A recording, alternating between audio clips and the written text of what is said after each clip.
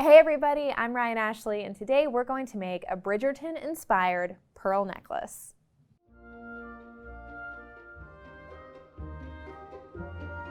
If you're like me, you've been loving the Bridgerton series and super inspired by all of the clothing and accessories. The fashion was just so decadent, but also so classic. So I wanted to bring this pearl necklace activity to you to give you something kind of inspired by the series, but also appropriate for modern day fashion. So let's go ahead and take a look at what you're going to need today. So here I have a bail shaping plier,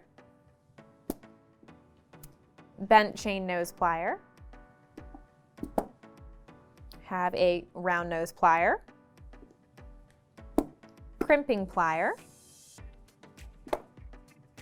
flesh cutter, flat nose plier. I have some 49 strand beading wire. I have pearls, of course. A lobster claw clasp. Some crimp beads. I have 9 head pins. 20 gauge wire. I'm using gold tone, but you can use whatever tone you like, a bench block, and a jewelry hammer. Okay, so the necklace we're making has some really beautiful sort of bunched pearls in the front. So the first thing we're going to do is make wire hoops. And then we're going to attach the pearls with head pins and then string a bunch and we'll make a completed necklace. So let's go ahead and start with the wire hoops. You will definitely need, you can set your pearls aside. You'll definitely need your bench block and hammer and the wire. And put your crimps over here. And yeah, let's go ahead and get started with that and your bail shaping plier. So I already have 3 of these made. So I grab my flesh cutter to cut this wire. And I grab about 2 inches or so. Maybe a little bit more since I'm making a few, 3 to 4 inches. So what we're gonna do is these are actually going to be our focal pieces. We are going to hang little bunches of pearls with head pins off of these hoops. So the way you make these is with wire, wrapping them around the bail shaping plier, cutting them, hammering them. Now I already have 3 made, but we do want the little connector pieces in between. So I made these ones using the larger side of the bail shaping plier. We're going to make the connecting pieces with a smaller part. If you don't have these yet, which I guess you don't because we're just making them now, you can just go ahead and make these the exact same way with the larger part of the plier. So let's go ahead and make our jump rings, fancy jump rings. So I'm taking my 20 gauge wire and wrapping it around the smaller part of the bail shaping plier. And I'm going to wrap that around a couple times because I want to be able to get 2 jump rings out of this action. So I take it all the way around until it looks like 3, but once I clip it, you'll see it's just 2. So we'll go ahead and set that down, grab my flesh cutter. And I'm even going to snip off just a little bit of that first edge so everything's nice and consistent. I'm holding it like this so that the excess wire doesn't fly all over the place. All right, so there you have it, 2 jump rings. I'm gonna hammer them the same way as the other ones so you can see that process. You know, I often texturize making things like this, but today I just used a flat hammering technique because I really wanted it to be just a little bit antique looking.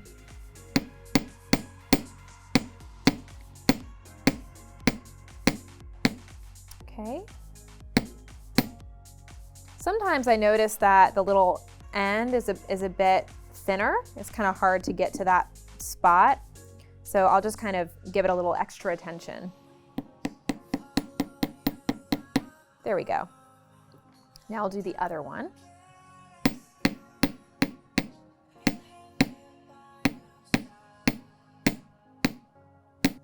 So you'll notice that through the hammering process, oops, looks like I need to hammer this little baby a little bit more right there.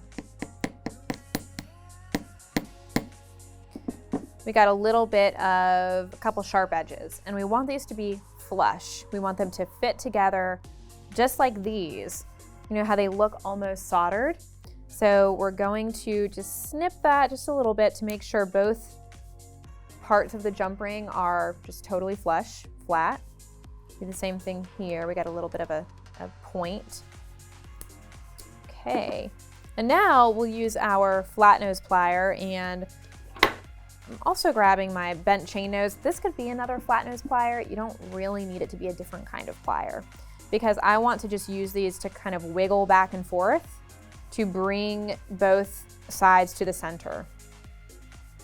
So I'm gripping them kind of tightly and I'm wiggling back and forth until they basically almost overlap. And now the point of making these is to connect these bigger hoops.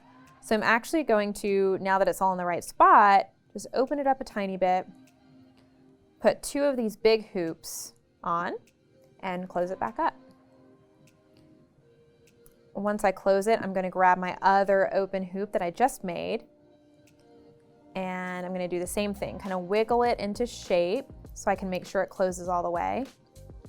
This one is looking a tiny bit oblong, so I will actually use this flat nose plier to very, very gently squeeze just the tiniest amount to go ahead and kind of, it'll close in the process of making this shape a little bit more circular and less oblong. Okay, perfect. So now I open it back up. I grab one of the larger ones and connect the other larger one. There we go. So now we have this really pretty kind of handmade golden link piece that our pearls are going to hang from. And then we're also going to attach that beading wire and string pearls along the sides. You have a really nice close-fitting necklace, kind of like a collar necklace, that is just pearls on pearls on pearls. So I'll go ahead and move this hammer and bench block out of the way. And this is where your head pins come in. So you're going to want 9 head pins. That'll be 3 for each of the large loops here. And I personally like to work in sort of an assembly line style, just so that way I know I get every piece of every step every time. So I grab my pearls and I'll go ahead and put these pearls on my head pins. I'll go ahead and put all of them on, so all 9, and then we'll go to the next steps.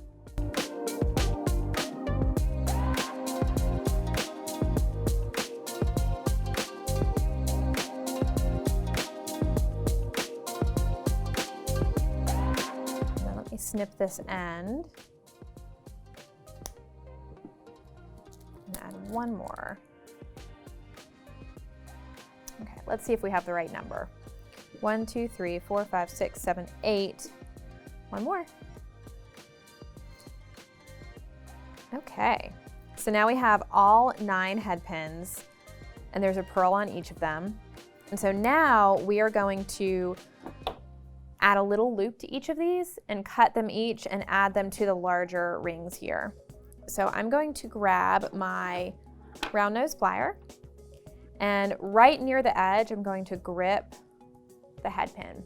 You'll notice there's a little room, about 3 millimeters, between the pearl and the round nose pliers. That is so that I have enough room to work and create my loop.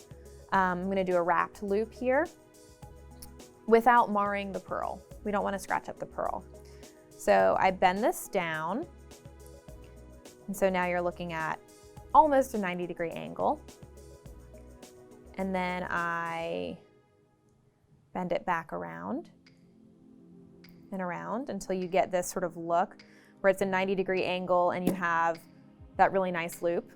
And now I use my flat nose plier to hold on to this loop, hold everything in place while I wrap the rest of that head pin around the stem just above the pearl. And I'm going to shoot for like 3 wraps. So there you go, there's one. All done. And I'm going to do this to each of them, and then, like I said, assembly line style, cut them all at the same time.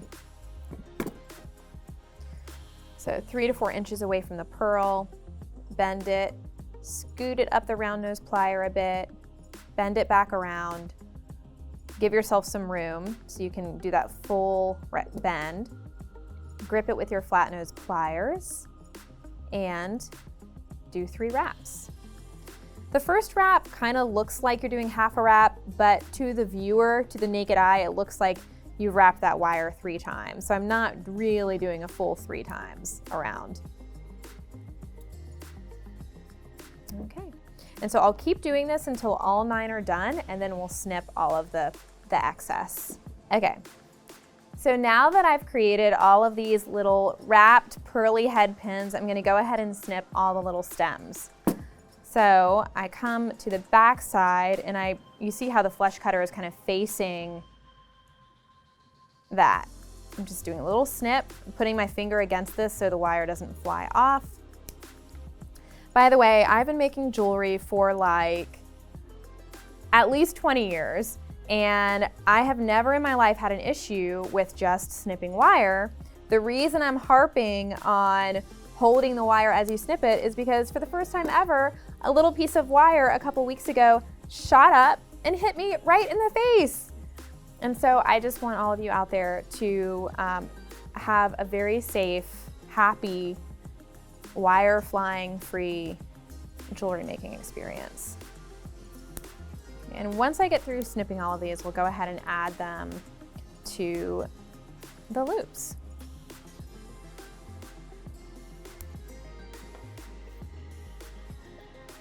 Now, if you really wanted to conserve wire, you could take these little pieces and save them, and then later you can make tiny little links, just like the way we made these ones. You can make tiny little ones by wrapping them around your round nose plier. So if you're all about using every little bit, that's a great way to use those up. Move these over. And now I'm going to just slightly open this ring and add 3 of my pearl danglies. Just kind of make sure that closes pretty well again. Now I'll do it on each of those. So each of these is going to look like it has little bunch of pearls, which I think is very sweet. Little fun fact for all of you Bridgerton fans, the show used over 7,500 pieces of accessories, jewelry in the show. And that's a lot. I don't think I could even imagine a jewelry box large enough to fit all of that sparkle. So now you have your bunches of pearls, very pretty, and you're going to attach your beading wire using a crimp bead, and we'll go ahead and string the rest of those pearls on. So I have 2 lengths here. These are each about 12 to 14 inches long. I won't use all of this, but I always want to have plenty so that I'm not running short. So I go ahead and grab one of my crimp tubes, crimp beads, and I'm going to stick with the same tone that I'm using of metal. I'm going to grab one, and then I'll wrap it around here, bend it over, whoops.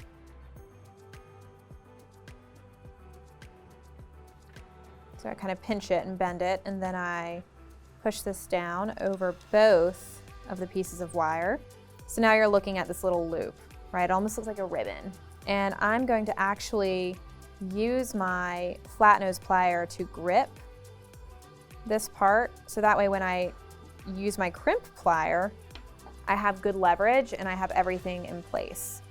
So now I'm going to push this crimp bead to the very back where that kind of little valley is in the tool. So I'm placing it in that little groove, pushing it forward a bit, squeezing down. So now you have this sort of crimped, grooved piece of metal bead. I'm going to now turn this sideways, place it in the other front groove, and pinch it down. So you're basically folding this bead onto itself. And what this does is it keeps everything together. So now there's no way that this beading wire is just gonna come off. Go ahead and clip this down.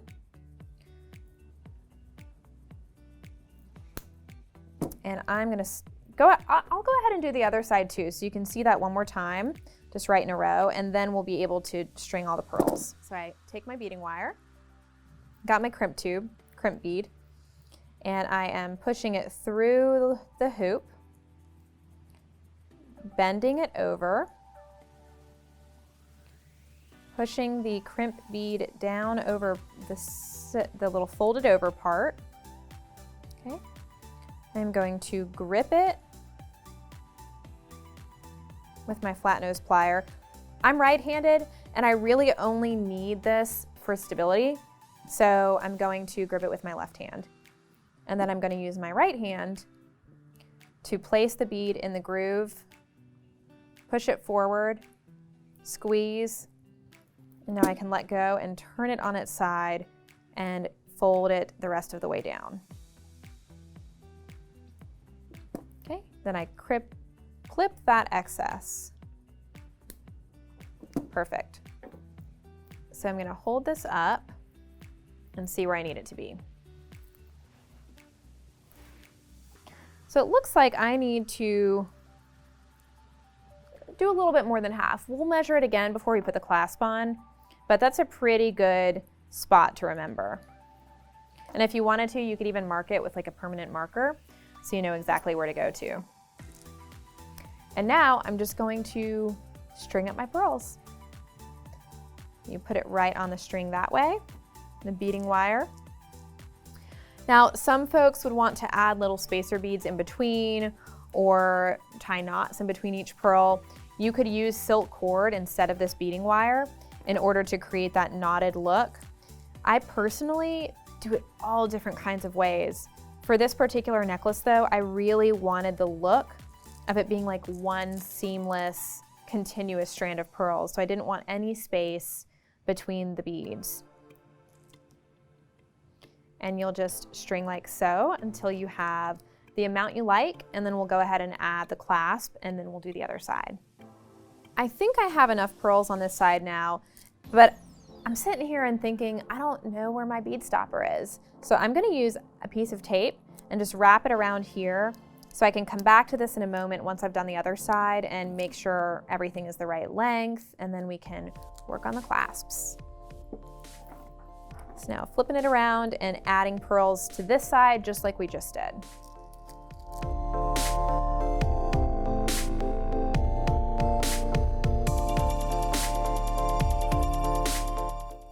Okay, now I'm looking to see, okay, I do need just a few more pearls, maybe 4 or 5.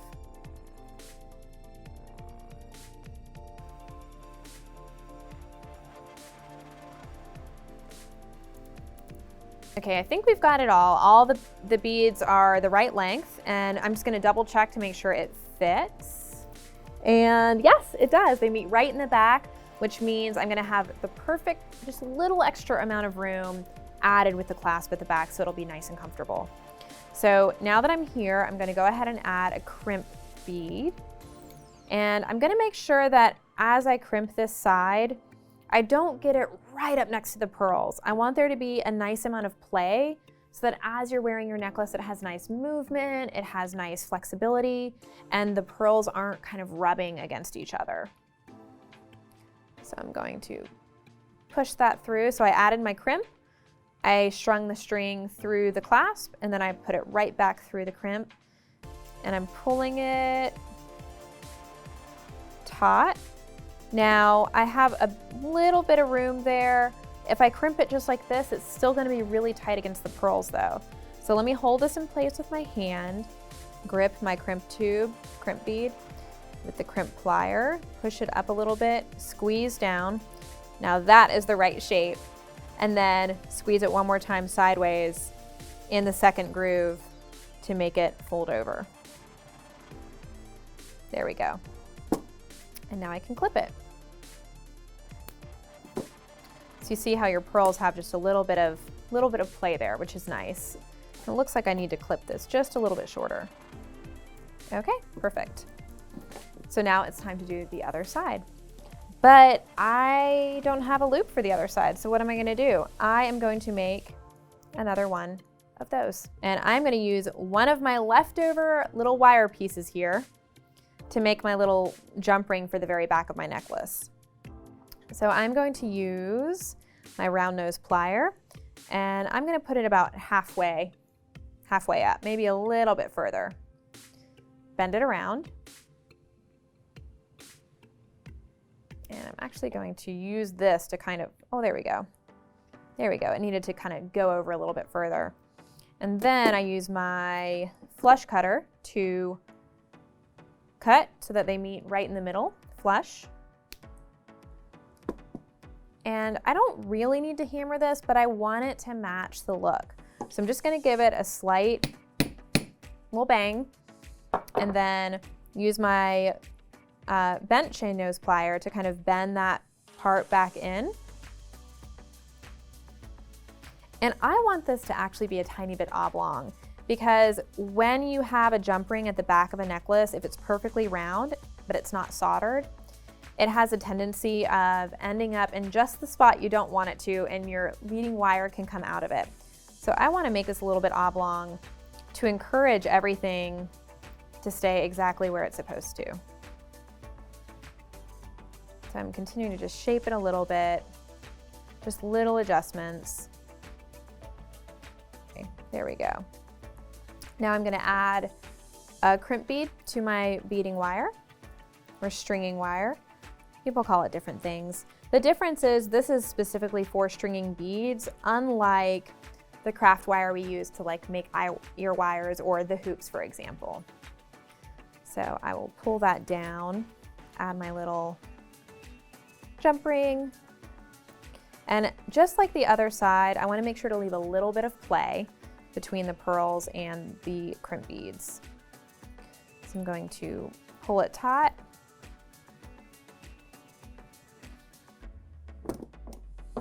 Grab my crimping plier, grip it, push it back a little bit, squeeze,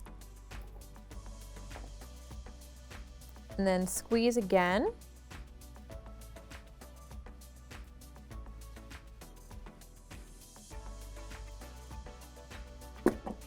And clip. So now that you have a Bridgerton inspired necklace, you are ready to promenade. Let's go ahead and walk through these tools and supplies one more time. So here I have a bail shaping plier, bent chain nose plier, have a round nose plier, crimping plier, flush cutter, flat nose plier. I have some 49 strand beading wire. Have pearls, of course. A lobster claw clasp. Some crimp beads. I have 9 head pins. 20 gauge gold tone wire. However, you could use any tone. And we also used a bench block and a jewelry hammer. So tell us, what's your favorite Bridgerton character? Go ahead and drop a note in the comments below. And if you want to pick up any of these tools or supplies, there are links to products like the ones we used today in the description. While you're there, make sure to like, subscribe, and ring that bell so you get notified every time we drop a new video. Until next time, happy making.